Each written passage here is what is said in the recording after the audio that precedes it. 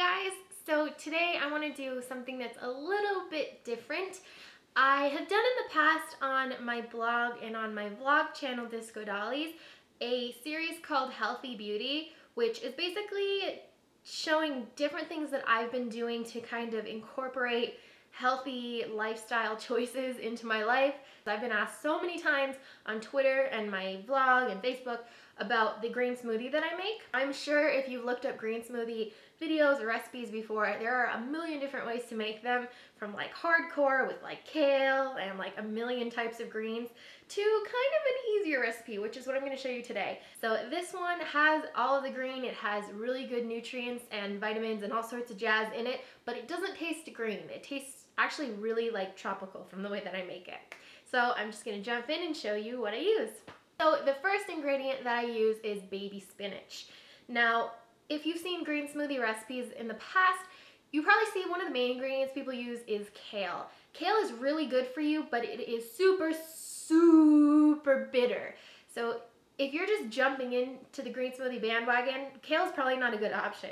Kale also is really hard for a blender to break down. So unless you have an amazing blender, like I have the Vitamix, or if you have a blend tech, something like that, what's gonna happen is your blender is gonna break it down, but not completely. So it will have little chunks of green in it. And so when you're drinking it, you'll get these little chunks, which is a really not good texture on your mouth. So using something like baby spinach, it is really easy to break down. So even if you have something like a Ninja or a Magic Bullet, if you have something that is not a super crazy blender, you'll still be able to blend this into a liquid state. And baby spinach is really good for you, and it has a really mild taste. So I add maybe 2 handfuls of that. The next thing that I add is coconut water. Now coconut water is something that I cannot drink on its own. It is disgusting and I don't like the flavor and it's just weird and ugh. But I can drink it in a smoothie. I can't taste it when I drink it in a smoothie, so it's perfect. And if you've never had coconut water, it's basically what it has all the claims of Gatorade without all of the sugar and chemical-y yuckiness. I do not like Gatorade, but it has electrolytes and all these good things. It's like amped up water. So I add that. I add maybe like a 3/4 of a cup to a cup of coconut water, and then I add extra water, just plain water, because I like my smoothies to be thin. I do not like thick smoothies, especially green smoothies. I do not like thick green smoothies. The next thing I add is my fruit element, and this is what really covers that green taste.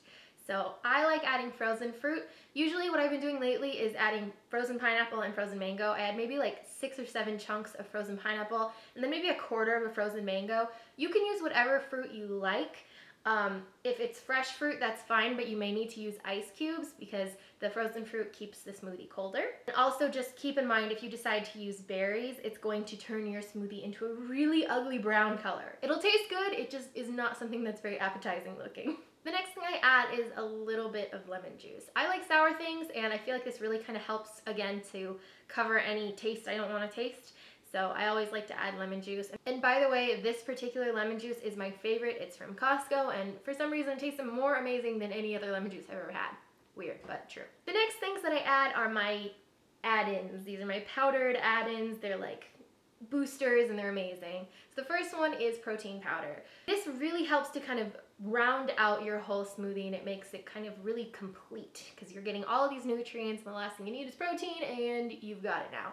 So the one I use is from Muscle Farm, and it is banana cream flavored. It tastes amazing, but I like adding this one to this green smoothie because I like the flavor of banana in smoothies, but bananas make smoothies really thick. Like I said before, I like a thin smoothie, so adding the protein powder adds a banana flavor, it adds a kind of a creamy flavor, and it's really good for you. And I usually add about a little bit less than 1/3 of a cup of the protein powder. The next thing I add is ground flaxseed. This is really good for you. It has omega-3s, so it has monounsaturated fatty acids, or as I've heard them called, MUFAs, which just makes me think of Mufasa. But these are really good for you, and they're good for if you're like me and you carry a lot of your belly. You carry a lot of belly in your fat. You carry a lot of fat in your belly area because it really helps to kind of break down belly fat especially. So this is something I'm trying to get in a lot more meals in my day because it's really good for that particular area. And I add about a tablespoon of the ground flaxseed. Then the final thing I add is this green powder. This tastes awful. I'm not gonna lie to you. It's like really amazing superfood, good for you. It's got ground wheatgrass, it has ground spinach and ground broccoli, it has ground alfalfa, it has all of these amazing superfoods powdered up and ready for you and with a little convenient scoop, but it tastes awful. And they recommend like mixing it with apple juice. No, I can't do that. In this smoothie, I don't taste it at all. So I always add it because it adds that extra like boost of awesomeness.